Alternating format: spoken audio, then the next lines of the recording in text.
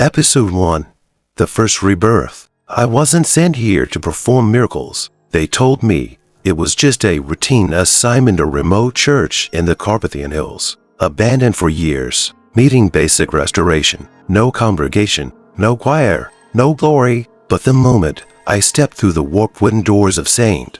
Bastian's Chapel, I felt it breathing. The air was cold, not from the mountain wind, but from something older, something buried, dust-danced in beams of light that didn't flicker from the stained glass. And above the altar, a crucifix hung upside down by design, but as if gravity itself had been reversed in this single corner. I should have left then, but I didn't. Her name was Anna, 17, pale as snow, eyes glassy like church windows. Her mother brought her on the second day, claiming the girl hadn't slept or eaten in a week, that she spoke in a voice not her own, that she floated from the third-story window and landed without a scratch. I listened, not because I believed her, but because that church did. The way the candle flames leaned toward her, the way the wooden floor seemed to hum beneath her steps. I performed the exorcism that night, alone, no witnesses, no rites of the church behind me in the instinct and the prayers I barely remembered from seminary. She screamed when I began, but not in fear. She laughed. And then the walls cracked. One long fracture stretched across the stone floor like a lightning scar. The altar bled it metaphorically. Thick, black liquid oozed from its edges like sap from a wounded tree. Anna convulsed. Her mouth opened wide, and something left her, something cold and winged and whispering. When it was over, she collapsed. Peaceful, empty. I passed out from exhaustion, but when I woke the next morning, the church had changed. The roof, once missing half its shingles, was whole. The altar, once cracked, stood proud and pristine. The crucifix was upright again, but it wasn't the one I saw before. It was new, or rather, different. The figure on the cross didn't wear a crown of thorns. It wore a grin, and there, at the back of the church, stood a statue I had never seen. Marble, impossibly detailed. It was Anna, eyes closed, hands clasped in prayer, but the lips were parted, whispering something I couldn't hear. I questioned my sanity, blamed the candle smoke, the trauma, the fatigue. But then I found the journal, tucked beneath the altar, in a hidden drawer. Yellowed, brittle pages, Latin inscriptions, all written by a man with my name, Father Elias Moreau, dated 1614. They said I was the first to arrive, but what if I'm just the next to forget? Because last night, the church rebuilt itself, and I'm terrified it will do it again. But more than that, I'm terrified it wants to. Episode 2. The blood behind the altar. They say memory is the first to go when evil enters a room, but I remember everything from that morning. The sunlight didn't feel like sunlight. It came through the stained glass in colors I'd never seen before, colors that didn't belong in this world. And when I approached the altar, I heard it breathing again. Not the church, the stone. It was subtle, like lungs beneath the earth, exhaling slowly beneath my feet. I approached the altar with trembling hands. The surface was spotless, freshly formed marble that hadn't existed yesterday. But as I reached out to touch it, a sharp pain shot through my palm. I looked down. Blood, my blood, or so I thought. But when I turned my hand, there was no wound, no cut, nothing. Yet the altar now bore a dark red smear, thick and glistening. I stepped back. A sound rose from beneath the stony, a gurgle, like water trapped in dying lungs. Then came the stench, rust, old prayers, and something else, something animal. I should have left again. Instead, I pulled the altar cloth aside and found the edge of a slab slightly raised. There was something beneath it. I pried it open. Inside, hidden within a hollow compartment, was a box. Iron, cold, bound in leather, etched with Latin to faded to read. I opened it, and inside was a skull, but not just beneath this one had teeth clenched around a rosary. Blackened, burned, its jaw still wired shut by rusted nails, and its eye sockets were lined with wax, as if someone tried to seal the memories in. I touched it, and the church moaned. Not creaked, not groaned. It moaned like a woman in agony beneath the floorboards. The journal I found yesterday slipped from my robe.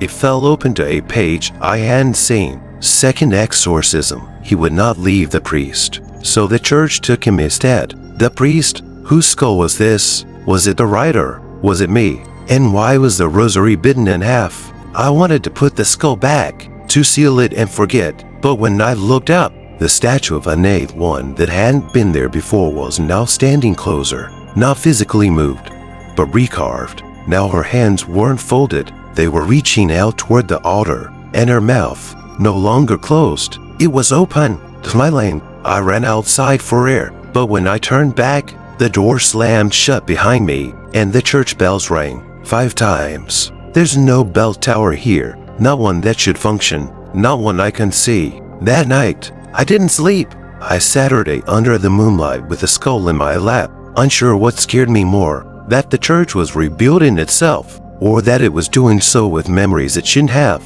And maybe, just maybe, those memories weren't all gone. Some were buried, some were bleeding, some were still inside. Episode 3, The Pew That Whispers. It began with a whisper, faint, disjointed, like a prayer forgotten halfway through. I heard it the next morning as I entered the nave, still shaken from the night before. The skull hidden beneath my bed, like a cursed relic I didn't know how to burn. The whisper didn't echo, didn't travel, it simply existed, curling around me like smoke I couldn't see.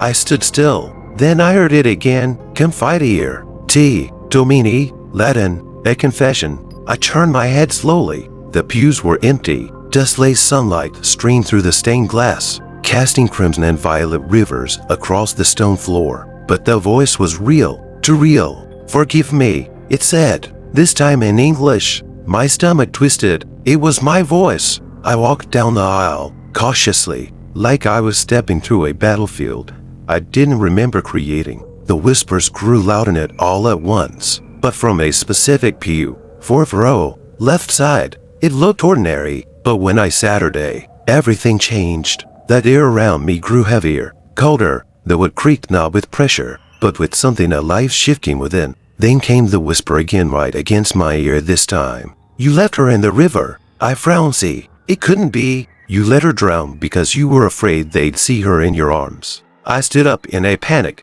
That memory breathed so deep I had nearly convinced myself it wasn't real. I was 13. The girl's name was Clara. I had found her crying by the banks of the old river. I reached out, but I didn't pull her in. I walked away, and she never came home. How did the pew know? My breath trembled as I stepped back, but the whisper followed. You weren't sent here to cleanse the church, Elias. You were sent to feed it. The floor beneath the pew split open on me for a second. Just a crack, but from it, I saw a flash of something pale and writhing, like roots or fingers or both. I backed away, then the whisper shifted tone. It wasn't mine anymore. It was hers. Why didn't you help me? Clara's voice cracked. What? I fell to my knees, clutching my head, the guilt hammering into me like penance from God himself. That night, I tried to sleep in the sacristy, but the pew creaked from down the hall, even with no one sitting. And at exactly 3:33 a.m., I heard a voice outside my door. Father Elias, I saved your seat. I have not returned to that pew since, but sometimes I hear it calling, offering a confession booth I never asked for. And I wonder, if the church is rebuilding itself from sins, whose sin is it building on next? Episode 4, Midnight Choir. They say silence is sacred in a church, but on the 4th night, silence died. It began with a single, low, hollow, trembling like the breath of a dying man. I sat up in my cot, heart pounding. The sound came from the nave, not from the wind, not from a dream. It was the first note of a hymn I hadn't heard in years. Dies Irae, dies Illa.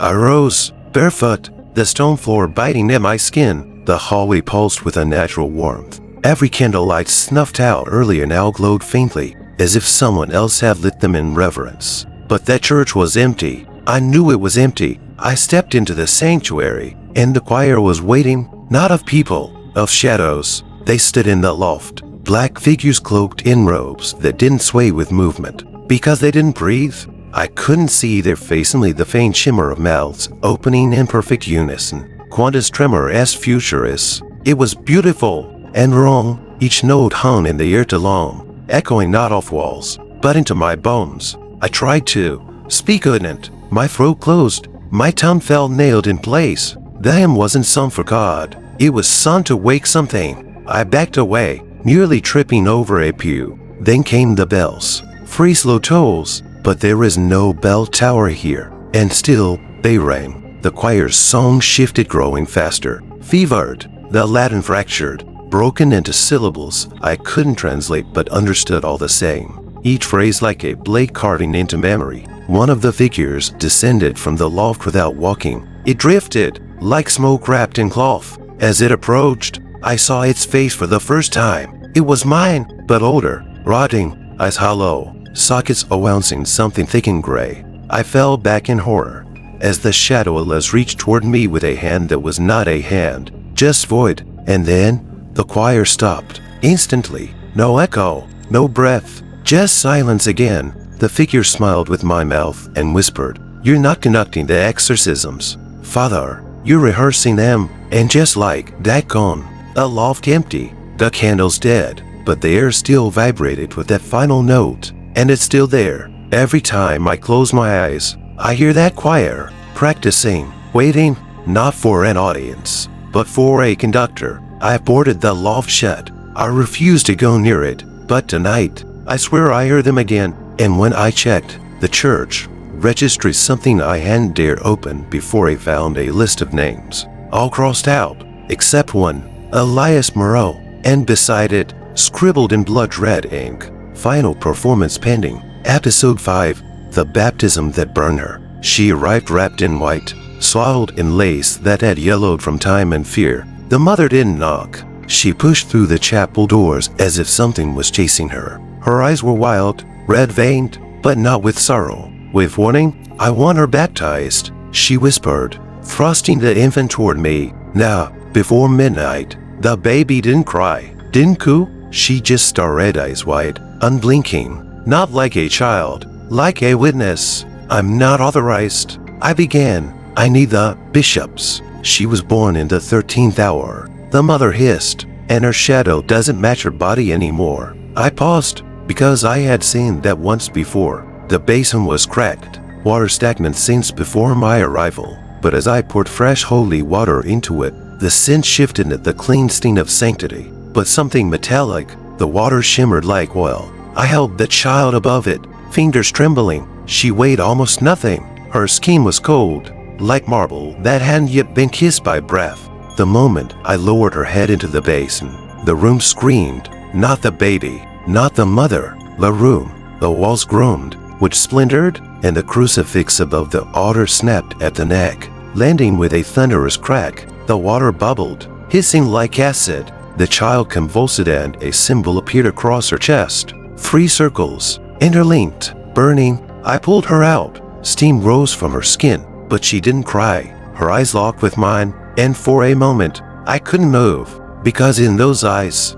I saw a vision, a version of the church burning, but alive, screaming faces pressed against the stained glass. A baptism repeated again and again, but each child emerged less human. The mother snatched the infant from my hands, clutching her to her chest. "You used the basin, didn't you?" she asked, voice trembling. I nodded slowly. Her face turned pale. "The basin is where they bled the first priest," she said. "During the first possession." I stared at the water. It no longer steamed, no longer shimmered. It was red, blood red. The mother ran goodbye. "No thanks," just vanished into the fog like she had never existed. But when I turned back to the font, the water was clear again, almost. At the bottom, a tooth floated, not baby-sized, human. I reached for the church journal again, flipping pages until I found one marked with wax. Sacraments reversed under cursed zone. Water cleanses,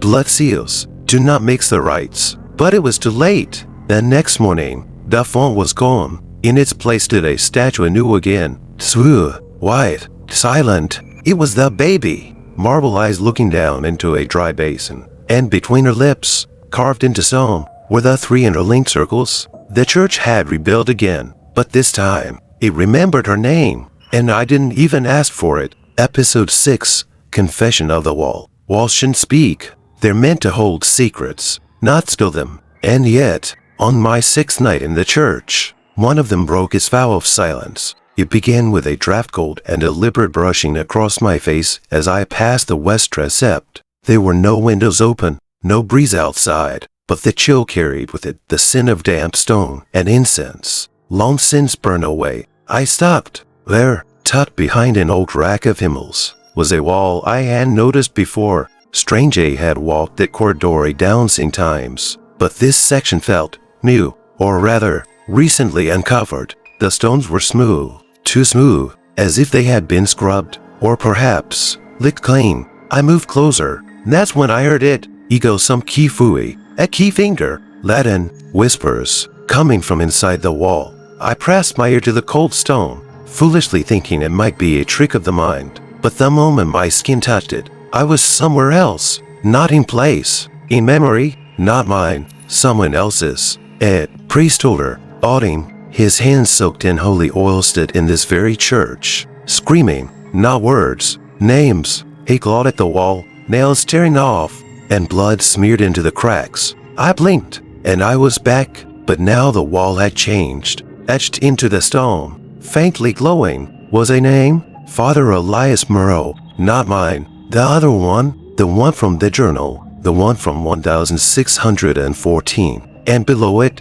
a sentence slowly carved itself into the stone, right before my eyes. You will lie like I did. I backed away, heart racing. Another line appeared. You will hide like I did. Then a third, but your sins are louder than mine. The stone pulsed, not with heat but with heartbeat. The wall was alive, breathing truths I never confessed, never spoke aloud. You almost joined the cult in seminary. It whispered, you tasted the relic's blood once. You never believed in hell until now. I dropped to my knees, shaking, not out of fear but because everything it said was true. I whispered, what do you want? The wall answered, not what, when. Confession is not to relieve the soul. It's to remind the church what is feeding. Then silence, but the wall remained warm beneath my fingertips, and from the deepest crack, a single tear of blood slipped out and vanished. I've since avoided that transept. I stacked pews and hymnals to block it, but each morning, they're moved aside, neatly, respectfully, like someone is trying to be polite before violating me again. The journal had no entry for this, but I've added my own. Walls were built to hold up faith. This one holds my sins, and each night, it memorizes more. Episode 7, The Grave That Moved. I buried her with my own hands, 6 feet down, in consecrate ground. I whispered every rite, every psalm, every holy phrase I knew. I even wept, though I barely knew her, because when you bury a woman who died screaming Latin backward, you pray her soul stays down. Her name was Sister Irena. She was found at the chapel steps, hair torn out in clumps. As missing, she'd walked barefoot from the ruins of the old monastery 3 miles away, muttering scripture and broken fragments. Her last words before collapsing in my arms, "Don't let me back in." She died that night. The local bishop refused to take her. Too much unrest, too many unknowns. So I buried her beneath the lone oak on church grounds, the same place a tiny cemetery used to exist centuries ago, now erased by time and perhaps something worse. I carved a small wooden cross, marked her name, walked away. That was Tuesday. On Wednesday, she was gone. I looked to find dirt scattered across the grass. The cross snapped in two, and deep footprints bear human leading from the grave directly to the church door. Inside, nothing appeared disturbed, not at first, until I looked into the front pew, and there she Saturday, Sister Irena, same torn habit, same long, blood-matted hair, except now, her eyes were back, but they weren't hers. They glowed faintly, like candles lit in a tomb. She didn't move, didn't blink, she just watched me. I approached slowly, holy water in one hand, the crucifix in the other. "Irena," I whispered. She didn't respond. I tried the Lord's Prayer, nothing.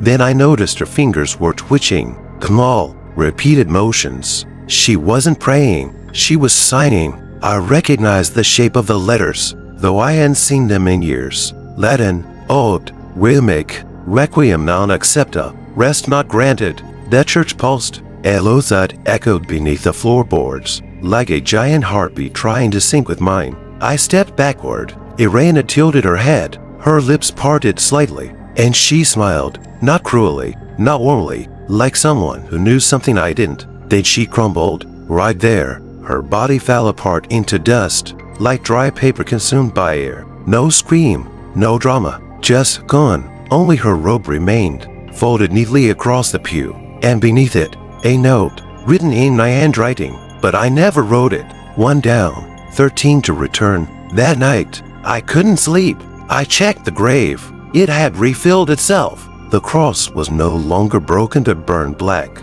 the name charred beyond recognition.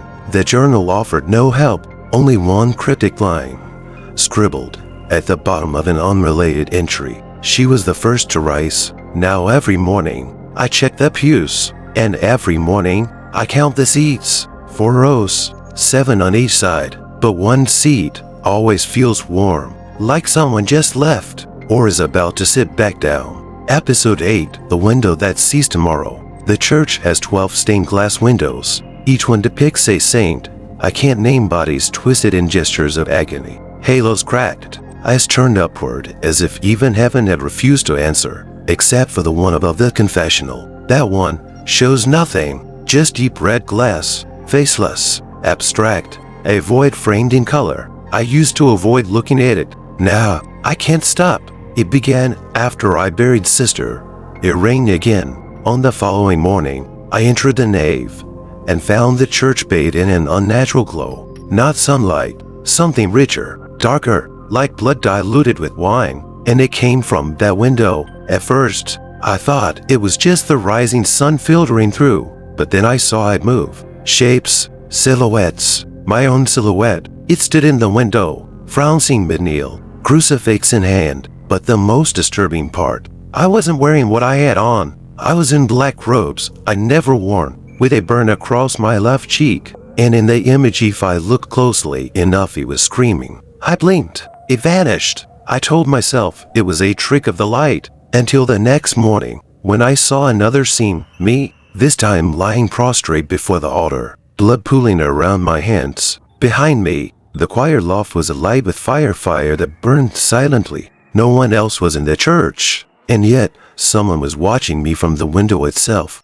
Everyday sins, a new image, a new future, each more grotesque than the last. One morning, I saw my body hanging upside down, crucified in reverse. Another, I was clawing at my own throat beneath the pulpit as the pews filled with faceless figures in prayer. It didn't matter how early I came, how fast I looked away. The window showed me what was coming, or what could come. And last night, I saw you, not the viewer, the reader of this journal. You were standing beside me at the altar, holding a blade carved with scripture. You looked at me and smiled. I dropped the journal in terror. Then I noticed something new beneath the window scratched into the wood of the confessional's roof. Prophetum vitri, the prophet of glass. Beneath that, a second line appeared as I watched. It only shows what it's allowed to collect. Is the window recording me? Predicting me, feeding off possibility, or worse, choosing. This morning, the red glass was shattered,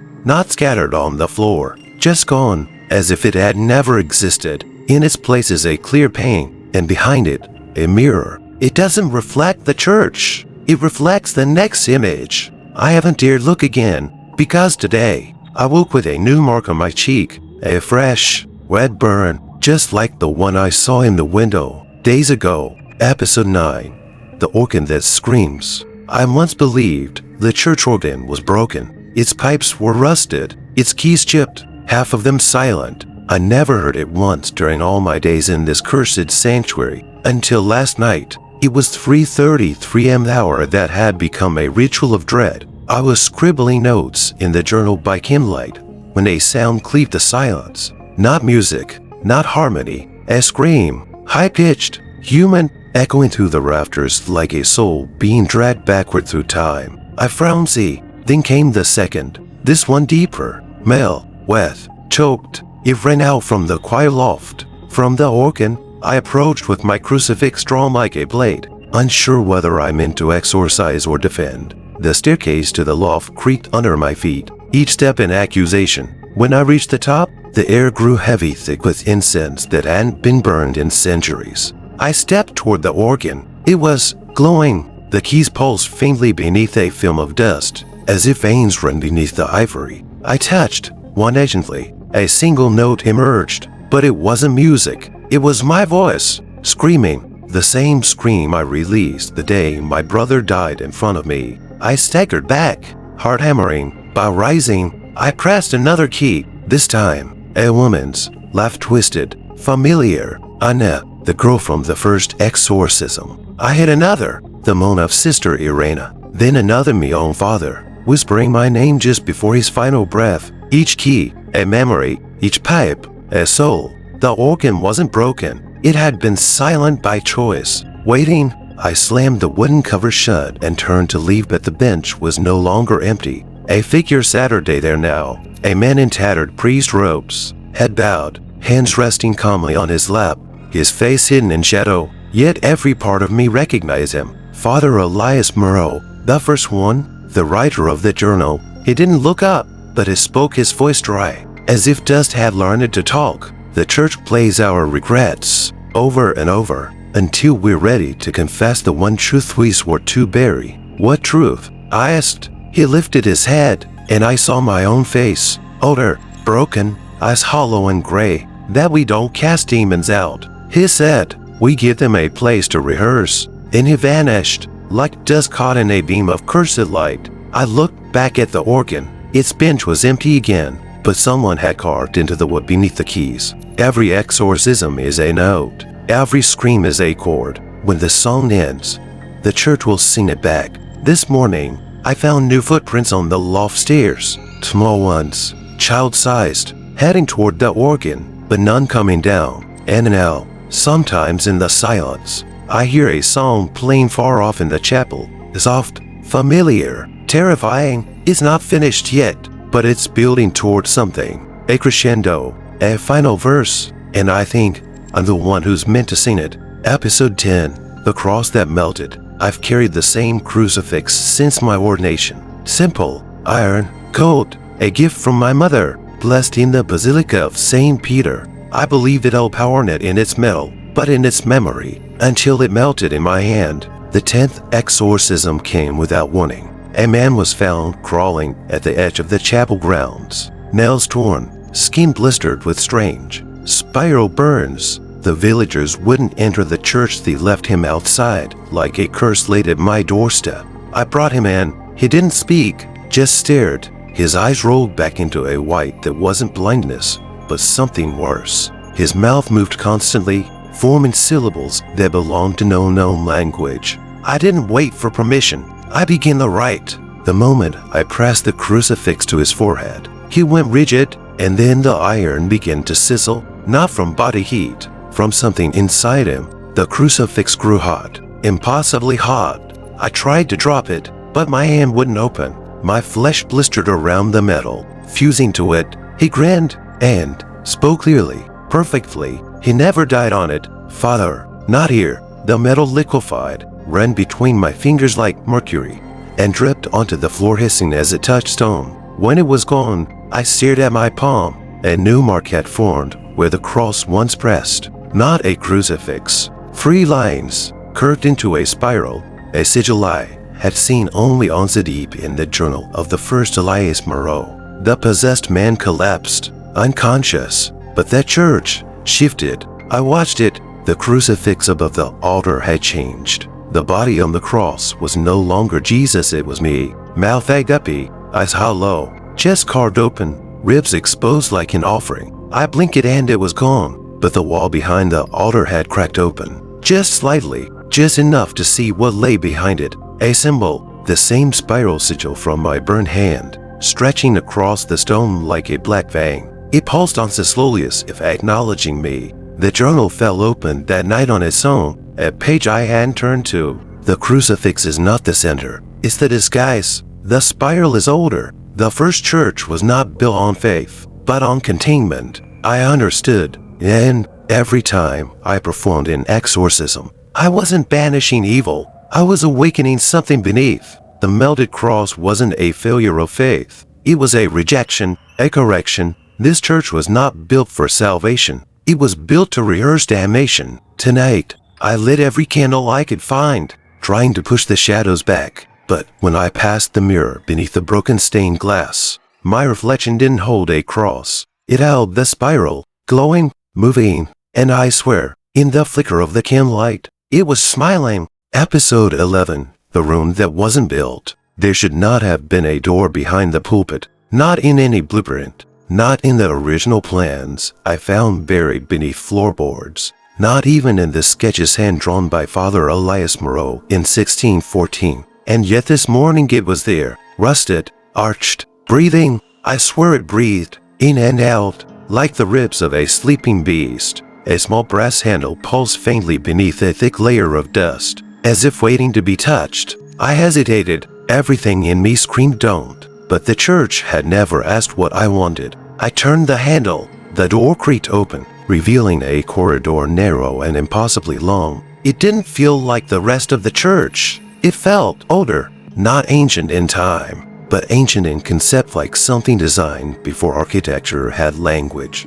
The walls were bone white, not stone, not wood, bone, lined with teeth, some large, some too small, all filed, and the smells with rotten incense, like a tomb where something holy had died badly. At the end of the corridor, another door, this one carved, scripture not from the Bible, but from something else. The language looked alive, slithering across the surface like ink refusing to dry. I opened it. Inside was a room, empty, except for a single desk and a mirror. The mirror faced the door, and in it, I saw a man seated at the desk writing furiously in a journal bound in human skin. It was me, but older, tired, eyes completely black. The room around him didn't match what I saw in front of me. In the mirror, the walls bled, the ceiling twisted into spirals, the floor breathed like a lung. I stepped inside, and suddenly, the reflection changed. The man looked up and smiled.